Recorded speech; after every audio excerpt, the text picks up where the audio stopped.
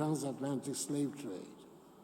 One of the most unfortunate and barbaric episodes of human history.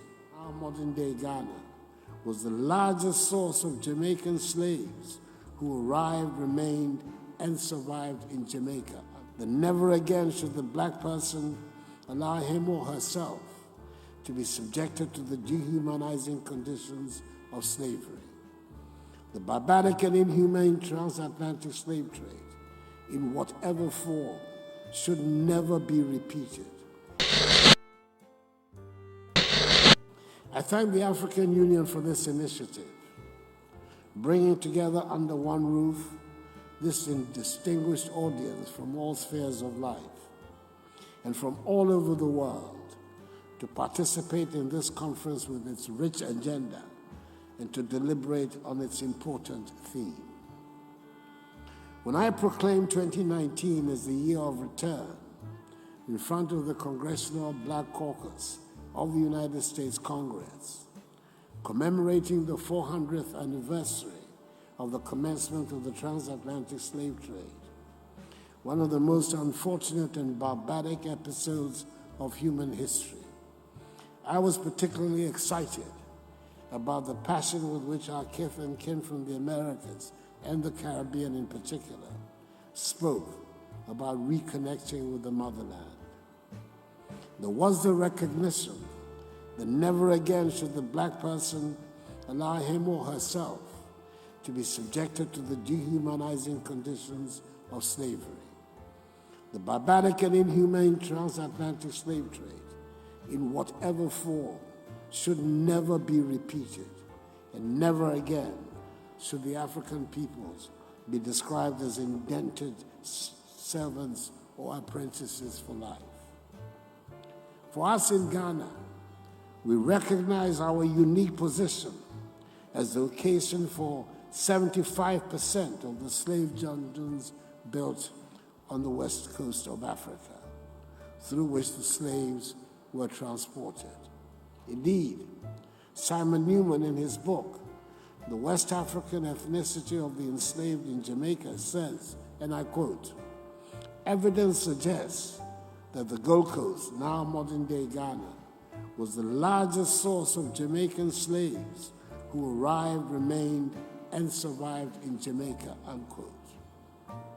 Right from the day we attained our freedom and independence from British colonial rule on the 6th of March, 1957, the first sub-Saharan state to do so, we have always seen ourselves as owing a special responsibility to Africans in the diaspora.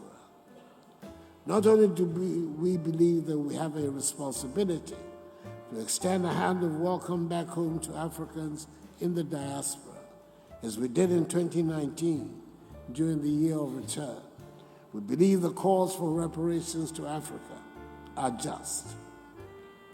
Excellencies, ladies and gentlemen, it began with some 20 slaves from West Africa being forcibly sent in 1619 to the Commonwealth of Virginia in order to become part of the United States of America. It was the first of 36,000 voyages to and from Africa, which resulted in some 20 million Africans from Central and West Africa being sold into slavery in the Americas and the Caribbean. We're also told that 10% of this number, that is some 2 million Africans, lost their lives en route to their destinations, with the Atlantic Ocean serving as their final resting places.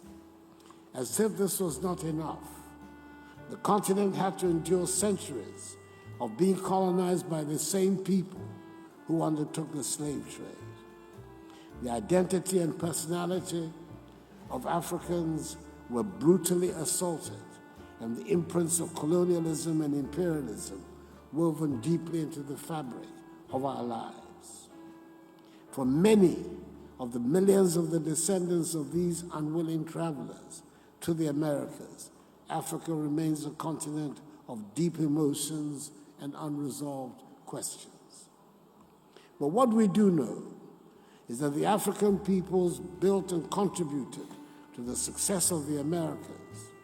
And even though they did not willingly make the journeys in the 200 years of the slave trade, once there, they were and have been an integral part of the success in their new homes, even though they have not benefited nearly as much as they should have from their toil. The effects of the slave trade have been devastating to the continent and to the African diaspora. The entire period of slavery meant that our progress, economically, culturally, and psychologically, was stifled. There are legions of stories of families who were torn apart. Fathers who went out to fish or farm never returned. Boys who went out to play and were taken never came back. Daughters who went to fetch water never saw their parents again. You cannot quantify the effects of such tragedies, but they need to be recognized.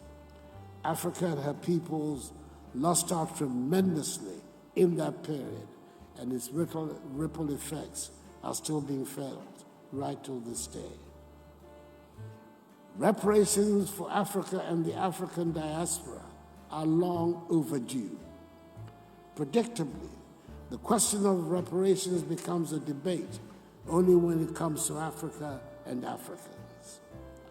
When the British ended slavery, all the owners of enslaved Africans received reparations to the tune of some 20 million pounds sterling, the equivalent today of some 20 billion pounds sterling. But enslaved Africans themselves did not receive a penny. Likewise, in the United States of America, owners of slaves received $300 for every slave they owned. The slaves themselves received nothing.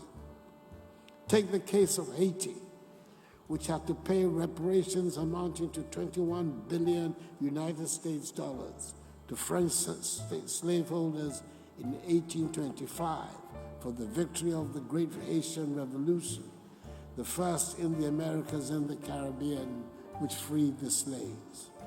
It was a payment made under duress that impoverished Haiti throughout the 19th century till today. Native Americans have received and continue to receive reparations. Japanese American families who were incarcerated in internment camps in America during World War II received reparations.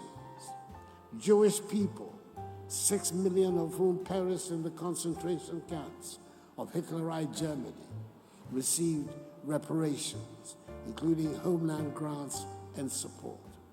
So it is time for Africa, 20 million of whose sons and daughters had their freedoms curtailed and sold into slavery, also to receive reparations.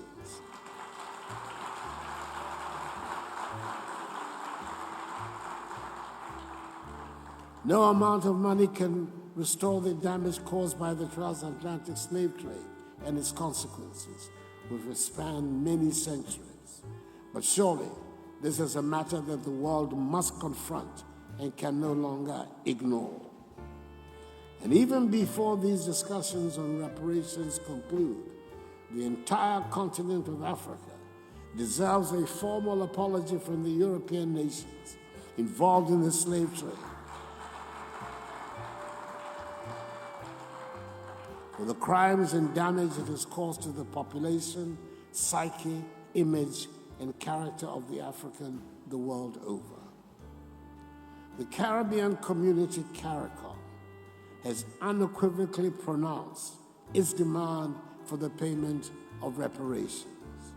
We in Africa must work together with them to advance the cause of reparations.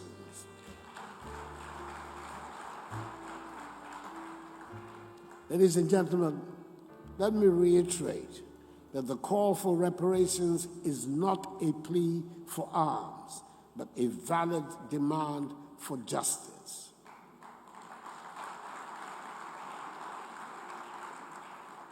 If reparations can rightfully be paid to victims and descendants of the victims of the Holocaust, so can reparations also be paid to the descendants of the victims of the slave trade. It has been 400 years. It has been 400 years, and we want to bring closure to this tragedy. Whilst at it, let me point out that the subject of reparations must go along with the matter of restitution. The initiative for the return and restitution of African cultural properties to the continent must also be a major issue of concern for all Africans. We must call for the return of African cultural properties that were illegally and shamelessly transported from the continent. This reconnection of the present and the past will also help to build new relations with the international community, especially that of Europe, which was principally responsible for the original theft of the cultural properties. Most of these cultural properties, when returned, will also offer Africans the opportunity to develop local knowledge of the technological, cultural, social, and aesthetic value of the objects. I'm aware that countries such as Senegal, Nigeria, and Benin have managed successfully to regain possession of some of their cultural properties that were illegally moved out of their territories. Ghana has also successfully recovered some of its stolen cultural properties and relics. For example, in 2008, the government of Ghana collaborated with the elders of Ahanta to return the severed head of Nana Bedu II, who was executed in 1838. Other success stories include the return of some family collections of the Ashanti royal family and an Ashanti stool in 1988 by the British government. The return and restitution of African cultural properties to the continent will help Africans, and in particular, the descendants of the communities, groups, and individuals who created and produced these cultural properties to reconnect to their history, to their pioneers, to their knowledge. Together, we must work to change the African narrative, which has been characterized largely by a concentration on disease, hunger, poverty, and illegal mass migration. Let us all remember that the destiny of all Black people, no matter where they are in the world, is bound up with Africa. We should never forget the famous admonition of the celebrated Jamaican reggae star Peter Tosh, which I love to cite, when he said, "Don't care where you come from. As long as you are a Black man, you are an African," unquote.